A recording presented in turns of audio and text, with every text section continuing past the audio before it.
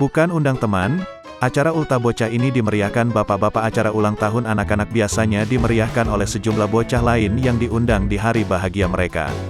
Namun, berbeda dengan anak perempuan satu ini yang malah mengundang sejumlah bapak-bapak di acara ulang tahun alias Ultah. Video yang telah beredar luas tersebut diunggah kembali oleh akun @JowoShitpost di jejaring media sosial Twitter pada Senin, tanggal 14 Maret tahun 2022. Rekaman video memperlihatkan dua anak perempuan memakai topi kertas ala ulang tahun. Di hadapan mereka terdapat satu kue ulang tahun berwarna putih dengan desain lucu unicorn. Tak lupa setumpuk jajanan yang disusun seperti kue ulang tahun bertumpuk berwarna-warni di sebelahnya. Salah satu anak perempuan yang memakai baju krim terlihat menutup telinganya, sedangkan bocah di sampingnya terlihat tersenyum lebar. Keduanya menatap ke depan, suara berat khas bapak-bapak terdengar menyanyikan lagu ulang tahun dengan cukup keras.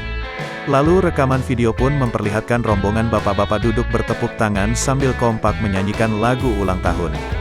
Rombongan pria dewasa itu lucunya juga memakai topi kertas ulang tahun sama halnya yang dipakai kedua bocah anak perempuan tadi.